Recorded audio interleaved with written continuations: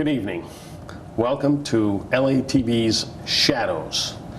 This is a program where we like to explore some of the topics that aren't generally talked about when you're talking to your neighbors and friends around the city. We like to explore some of the other topics that a lot of people may have issues with. Tonight we're going to take a journey. We're going to journey into the fourth dimension. Now, for those of you who have gone to school and learned about the other three dimensions, you have the first dimension, which is the ability to travel forwards and backwards in a straight line. That's one dimension. Second dimension is being able to move from side to side, left to right. That's two dimensions. Three dimensions is the ability to move up or down. Now you're probably all wondering, what is the fourth dimension? Fourth dimension is subject to debate. It has always been. But some people like to think about the ability to travel or move through time. That's right, time, as a fourth dimension. So we're going to explore that topic tonight with one of the leading experts on the subject, and a person who is well known to anyone who has done internet exploration on the topic. And tonight our special guest is Mr. Jim Girouard of Leominster. And Jim has quite the story to tell. Jim, welcome to the show. Thanks for having me on. Nice to see you. Okay, Jim, I got my clipboard full of questions here, and I'd like to go down and so we can give the audience an idea of what we're talking about and how we can get into the subject. Luckily, we have a nice backdrop with us here, which is a replica of a time machine that was used in the 1960 George Pal film called The Time Machine. And this is kind of a good backdrop for our subject tonight. So why don't you tell our viewers where and how your interest in time travel started, and where you influenced as a child watching science fiction or that type of thing. Yeah, I like the science fiction movies a lot. I think they had a big effect on my thinking. And I started getting interested in this idea of going back in time and changing the past so that it would eventually change the present. Eventually I realized that that's not possible. And there's a guy named Andrew Bishego, actually, who did travel through time as a child, and he was told not to make any sudden moves or influence anything around him, but he could just go back there and observe. Let's, not to interrupt you, but let's take a step back a little bit, because people are seeing this, and I can hear a lot of eyes rolling in our audience, and they're saying, "Oh boy, what's this show all about? What are these guys talking about?" What you are talking about, what you're referring to, is the actual ability to either physically or mentally travel through time. That's what you are talking about. Right. Now, you were influenced as a child watching science fiction, seeing movies like The Time Machine and other movies about time travel. But that's really not, from what I understand, how you really got involved. I guess it was around 1985 was when things really started, something happened in your life that kind of... Yeah, 85 was when I received a schematic that had something to do with time travel, but it was more like around 1981 that I went to New Hampshire and met Bruce Peralt. Okay, now Bruce Peralt, that name sounds familiar. What's his background? He's a self-educated chemist and electrician. Okay, so he's an engineer or chemist that's involved with electronic design, that type of thing. Okay. Yeah. So you went to, was it him speaking at a conference, or was it? No, it was kind of unusual the way I met him. I was walking down the street and I had this feeling about going into a magazine store and just felt drawn towards a UFO magazine and bought it. And his ad was in the magazine with his address, and I wrote to him. What was the ad that you saw? What was it advertising? New Age Science Association was what he called it. He had formed a group, he had written a book, he had a few inventions, a bit of a child prodigy actually. At the age of a teenager, was inventing things and was writing books. So you had an interest in New Age technology and the whole nine yards, so you went up to see him. Did you actually meet with him and talk? I met with him, and I would go up there on the weekends for years actually, and just kind of studied what he was doing. Where did, I don't know if you know too much about his background, but where does his interest come from? Did he study like Nikola Tesla or some of these inventors? Yeah, he studied Tesla. He was a real bookworm. Okay. And, you know, when the other kids were out, you know, messing around after school, he was in the library studying chemistry and electronics. So he's totally self-educated, but really brilliant. Okay, now as you spent time with him and got to know him, how did the topic of time travel come up, or did it come up with him? It came up, you know, if I could tell you how he showed me the schematic. He actually had the device. And what he did was he placed the device on a piece of wood, which at the time was a desk, you know, a wooden desk. And he plugged it in and he tuned it. And then he took a magnet and he threw the magnet and it stuck to the wood. So he turned a piece of wood into a magnetic or magnetized, a magnet basically. Yes. So that metal would be attracted to the wood. Yes, through sound vibration. Through sound vibration. That's interesting. Okay. Yeah. So this device that he had didn't have a name. Okay. So I decided to call it a sonic resonator because it makes sound and it resonates. The sound that it makes, is this something a human can hear, or is it? No, I didn't hear any sound. It was the type of thing where if you placed it up to your skull, you could feel a vibration. You could hear it that way, but that was the only way you could hear it. As far as you know, is it harmful or anything to humans? Or no, there doesn't seem to be anything harmful about it at all. Okay, so he made this device, what you call the sonic resonator, and what was his claims that this device could do to a person that used it? The first thing I said was, how did you turn a piece of wood into a magnet? And then he started explaining to me about the Philadelphia experiment, which was conducted by Tesla and Einstein, where they attempted to make a battleship invisible, but the end result was time travel. And that was unexpected. They didn't know that was going to happen. And this wave that they created on this battleship is the same wave that the sonic resonator creates. So it's some type of like a scalar wave or something that can alter the dimension, or that can somehow change the frequency of the dimension that we're in. So yes. Okay. I think the best way to picture it in your mind is in the book of Ezekiel, where it talks about a wheel within a wheel. Mm-hmm. He called it a field within a field. Okay. And this is where you get that effect, where there's this sort of like a rip in the fabric of time and space, if you want to think of it that way. Okay. And that's what happened in the Philadelphia experiment, was that they created this rip in time and space.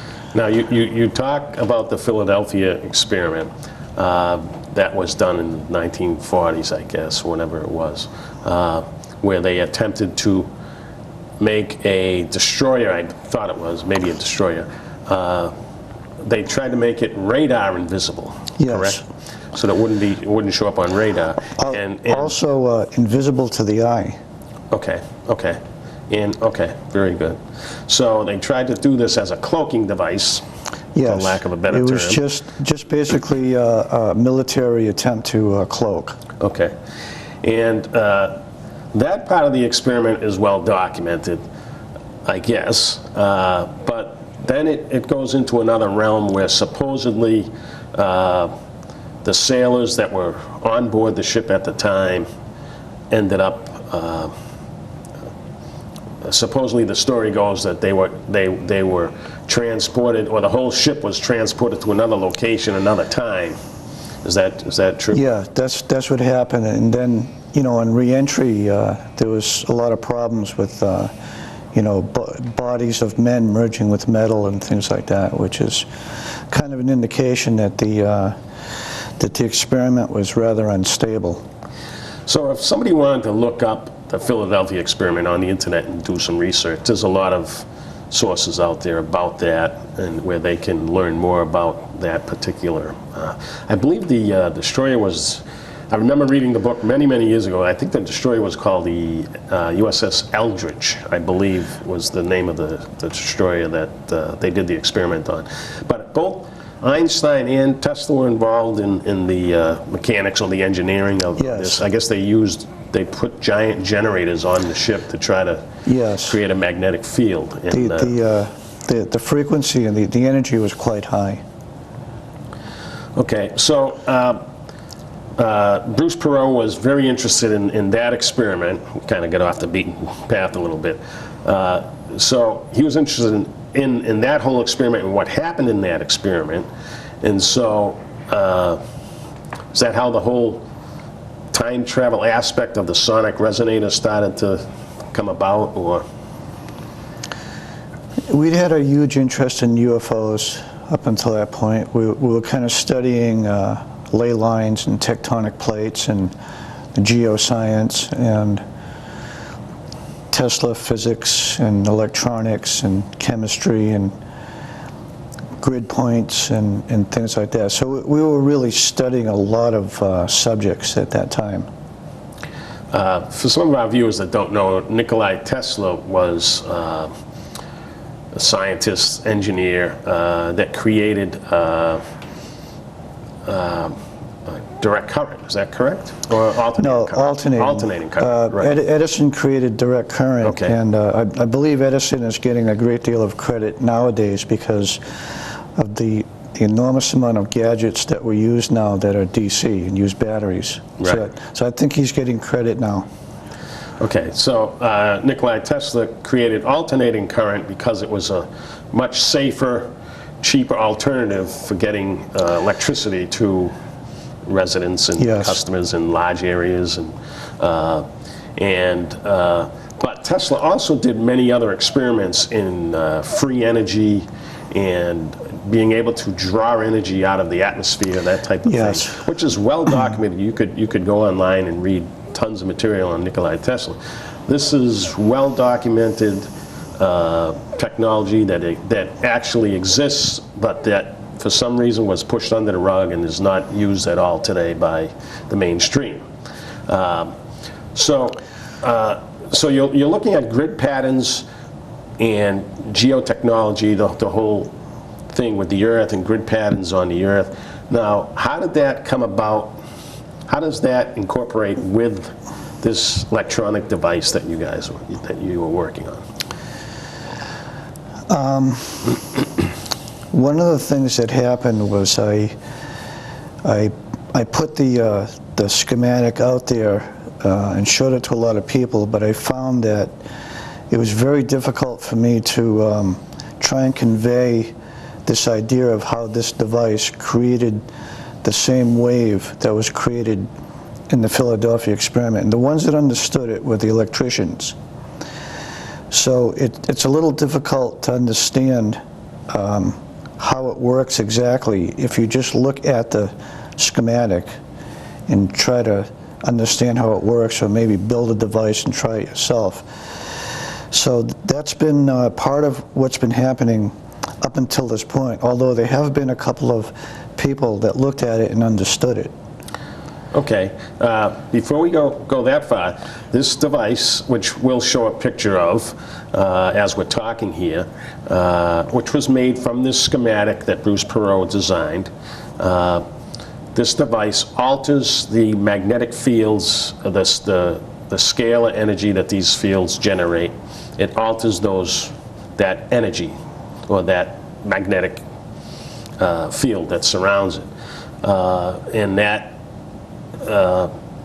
that's the idea behind this whole time travel aspect that you say could have been involved with the Philadelphia experiment and that whole thing.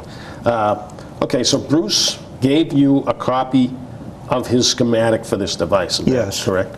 At that point, had Bruce built one of those devices, or, well, he had used it for that experiment he showed you? Yes, he built it and he showed me how it worked.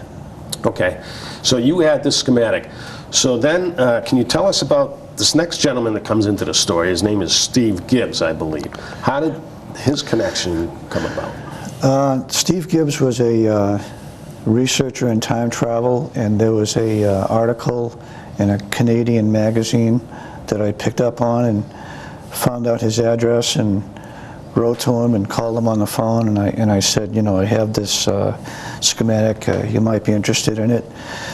And I just basically wanted to share some knowledge, you know, from one researcher to another, and I didn't want him to put it out in the public in the beginning because I felt there might be some potential danger, because I didn't know much about it myself. Right. But he did go ahead and develop it and develop this hyperdimensional resonator is what he calls it, and he calls it a time machine, but I think that's just a type of business you know, thing on his part to you know, sensationalize what it is. Okay. I guess you could call it time travel in the sense that it electronically enhances the process of astral projection. Okay. Which is, in and of itself, a form of time travel where a person's spirit leaves the body and witnesses things in an outer realm. Okay, that's astral projection. There's also remote viewing, which is that like a close cousin to that type of thing, or is remote viewing done more in a controlled? Yeah, I think remote viewing is more of a controlled type of thing. I don't know too much about it. Okay. Probably because I don't know how to do it myself. Right, right. Okay, so Steve Gibbs came in, saw this device, and figured it would be a way to accentuate the ability for a person to do astral projection, that type of thing. Yes. Traveling through the mind. So he actually built some devices and started marketing them on the internet. Is that? Yes. As a hyperdimensional resonator. Yes. So that people could go into other dimensions or time or whatever. Yes. Okay. You don't need the device. Right. You know, when you fall asleep at night and you dream, there's some aspect of the human spirit leaving the bodily realm and going into this world, you know, the dream world. So you don't really need it. But what this device does is it steps up the frequency or the energy in the body. You know, you strap it on for like 5 minutes, and then you shut it off and close your eyes and meditate, and then your spirit sort of catapults into this dream world or the astral plane. Okay. Now, have you actually yourself been hooked up to this hyperdimensional resonator? No, there's a guy named Rick Lapani who I've been in touch with for years now. He's a really good source of information about this device because he talks about it regularly on his website, and he has a video out about his experiences about life after death and things of that nature. Okay, so there are a few people out there that have purchased this device or the schematics from Steve Gibbs, have built this device, have used it, and they claim to have results. What you're saying is they've claimed to have results into going to different times, different dimensions. Is that correct? Yeah. So if somebody wanted to look on the internet, they could search these names and find out more information about it. Are there some people that have actually used this hyperdimensional resonator and claim that they have physically traveled either back or forward in time? Yes, there is some information coming from Steve Gibbs where he's saying that the device, it sort of doubles up as a physical time travel sort of thing, where if you can locate a grid point, which is kind of like another subject in itself, you know, the energy that exists at a grid point would enable you to physically travel. Okay, so he's saying that there are grid points on the Earth at different areas.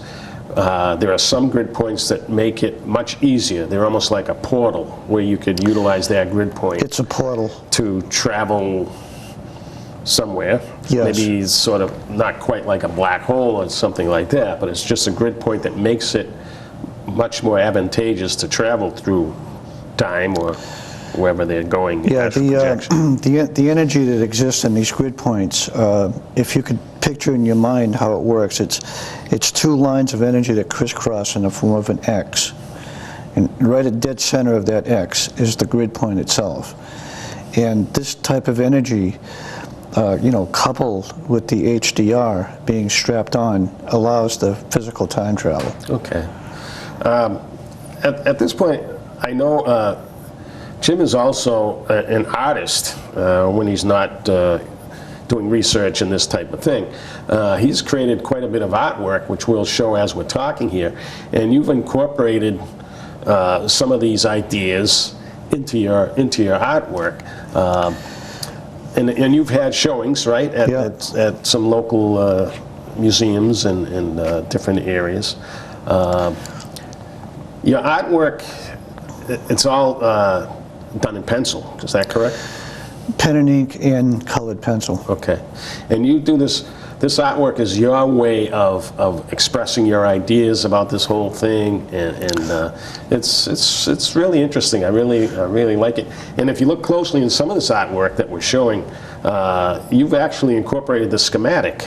Yes. Of this hyperdimensional resonator into the artwork. Yes, the schematic is there, and you know, yours truly is there as well. That's right. Your own creation, and it's there. The physical manifestation. Well, we'll have to keep our eyes open for some, you know, when you have some displays of your artwork. So if some of our viewers want to see that. Yeah, it just so happens that I did a drawing of this time machine. It's in my drawing along with the schematic. Mm-hmm.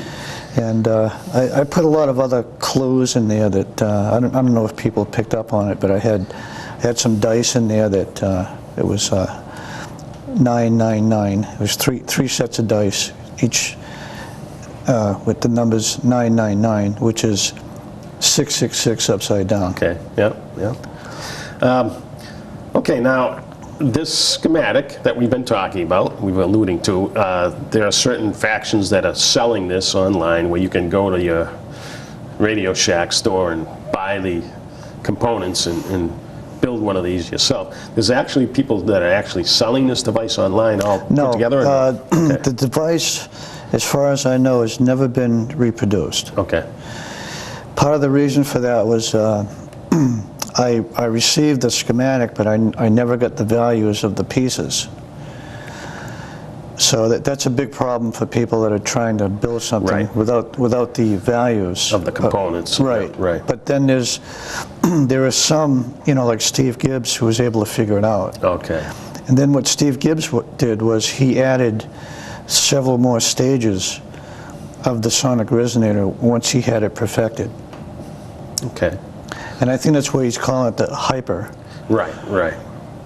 All right, very interesting. Okay, have you yourself ever used this device to mentally travel?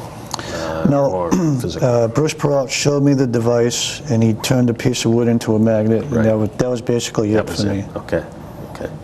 So what you're talking about today is just things that you've learned about, you've heard other people, you know, have dealt with, and somehow your name, as the guy from Fitchburg, you were living in Fitchburg at the time when this whole thing came about, your name got forever inserted into this time travel lore as the guy that came up with, that relayed the schematic to Steve Yeah, Gibbs. it's like I kind of got swept into something that really wasn't true, but it was kind of fun and interesting, and you know, I kind of went along with the joke, you know, for a long time. Right. But you know, I've never experienced any type of time travel or anything like that myself. I've just been sort of like interested in the science. And so there you are, people. If you want to know who the mysterious guy from Fitchburg is, this is the guy. He's right here. He's a real guy. I've known him, well, I haven't really known him, but I've known of him for my whole life. I'd really like to reference the Strange Magazine interview with Steve Gibbs at this point. I was going to ask you about that. You know, if anybody had any doubts about, you know, how I fit into this whole thing or what I'm saying, Steve Gibbs himself mentions my name in an article in Strange Magazine, you know, shortly after I gave him the schematic. And you can look up this Strange Magazine, Steve Gibbs, you know, time travel. You can see the whole article Yes, online. it's him talking about me, and it's about me giving him the schematic. But later on, his story changed, and it became these two fictitious time travelers from the future. And Okay. There was another person you had mentioned that he's an educator. I think he's a professor that has said that he has traveled through time. Now, who's that person? Can you tell us a little bit about that? Andrew Bashago. Okay. It's spelled B-A-S-I-A-G-O. Okay. And he's a real time traveler. And he was asked by the United States government to participate in some experiments. They had developed real time travel in the 60s, but they were having a problem with the adults. There was something about the adult physical size that was causing problems in the experiment. So he volunteered, and he's got a lot of videos on YouTube that are very, very interesting. So his name is Andrew Bashago. It's Bashago. Okay. It looks like Basiago, Right. the way that it's spelled Okay, out. so people can look that up. Now, is he a professor or is he an educator? He's an Esquire. Okay.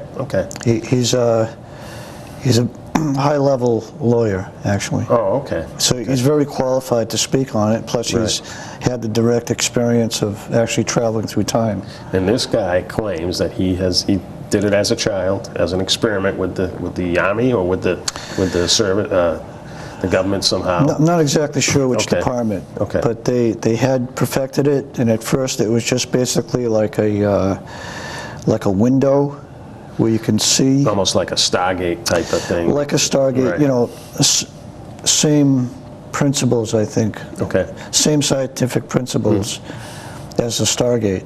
Okay. And initially they were looking into these time references in history, looking back in history. You know, they saw Jesus and they saw the Abraham Lincoln, various periods of history. They were viewing it, but then they perfected it so that they could actually step into it physically. And this gentleman claims that he has done this. He did this as a child. Yes. Went back and forth. Can you travel both ways, back and forth in time? You can travel into the future as well. Okay. And the whole thing is just really interesting to me, especially his story, because he's actually done it. Right. Well, you say he's actually done it. Is there a way that he can document? How can he prove to people that he's actually done this? There's a photograph of him as an 8-year-old boy in the year 1863. Yeah, I believe that's the year. I might be off. It might be 1865, but there's a photograph of him wearing these big boots. And he tells a story about how he went back to hear Lincoln give the inaugural address of, 80 years, you know, that speech there. And somebody gave him a big pair of boots, and somebody snapped a picture, and he's in the picture. Okay, that'll be. I guess that would be easy to research online if you want to There's a see more photo about of it. that. You can find the photo on the internet. Do you know anything? Tell me. Let's talk a little bit about the Montauk experiment. Do you know anything about that? That was supposedly the government had a secret experimental lab on Montauk Island. Is that the same as Long Island. HAARP? H-A-A-R-P? No, it's different. It's Yeah. different. This was done, I guess, in the 40s and 50s. Supposedly they did time travel experimentation out there. Yeah, the Montauk thing, I don't know too much about Okay. it, but I've heard about it. Okay, now HAARP is the new technology that's being used right now that scientists are using, as they claim, for weather experimentation. Is that correct? Is that what they're doing with Yeah, HAARP? there's actually some beneficial uses to HAARP. Okay. And part of what they're doing with HAARP is they're creating some anomalies in the Earth that is actually speeding up the planet a little bit to get it back to its normal speed. Okay, because I've seen stories online that the Earth's magnetic field is shifting, severely shifting. I mean, 180-degree shift type of thing. And some people think it might be due to this HAARP experimentation. I don't know. I mean, maybe you can fill me in on Part of the wobbling that's been going on at the Earth spinning on its axis, part of what's causing that wobbling has been the nuclear detonations. But now what's happening is the amount of earthquakes that we're seeing is on the rise. Right. And the reason it's on the rise is because whenever a massive earthquake occurs, the speed of the Earth's rotation speeds up by about 1/1,000,000th of a second. So now the Earth is responding to these nuclear detonations, and it's healing itself in a sense that it's creating these earthquakes to speed itself up. And sometimes HAARP is used to do that as well. Okay. And then there's that giant particle device, that particle collider that's in, I believe it's in Geneva or in Switzerland or someplace, that they're doing experimentation also with matter and antimatter and Yes. the whole 9 yards. I don't know how that's affecting things, but I'm sure they have, you should probably be careful with that type of equipment. Yeah, I would be, especially after they've spent billions of dollars on building it, and then what happens if it doesn't work after Exactly, that? exactly. What are some of your favorite scientists or people like Tesla that you've looked at? Have you looked at Einstein? Have you looked at any of his theories? I'd have to say that Tesla was probably my first big influence. And I think anybody that's looked into Tesla's stuff has been as amazed and fascinated as I have been. But Keith Hunter is really my top of the list right now. He's an astronomer, and he explains the source of earthquakes. He goes into some real deep scientific principles about how time travel and teleportation is contained within nature. And another one is Valery Overov. He's a Russian scientist who's doing some really interesting stuff with the pyramids. Okay, well, these are all areas that people can delve into. Yeah, more. Overov is O-V-A-R-O-V, Okay. and his name Valery is spelled with a Y at the end. Okay. Has time travel that you've seen portrayed in movies and television shows, what do you think about that? Does that give the whole concept a black eye? What's your feelings on that? Well, everybody wants to win the lottery. So that's kind of like the angle where Hollywood takes it is, you can go back in the past and you can get the numbers and you can win that lottery. And that sells a lot of movies. But none of that is true at all. The fact that you can't change the past is actually true. And if you do attempt to change the past, then some of the principles that they showed in Back to the Future with Michael J. Fox was actually correct and accurate. Where he goes back, he makes a mistake, and then he has to go back again, and he sees himself. Right. There's like two of them, then he goes back again, then there's three of them. Yep. Well, that's actually true, because there's an infinite number of parallel dimensions. So you can actually go back and talk to yourself. Right, that's one of the theories, is that if you were to attempt time travel, it wouldn't always be in the same paradigm or that you're traveling now, timeline that you're traveling now, it would be branched off into another one, depending on decisions that were made back when and blah, blah, blah. Right. So that's one of the issues that I really agree with Andrew Bishego when he says that time travel has to be controlled by the government because somebody could use it to commit crimes.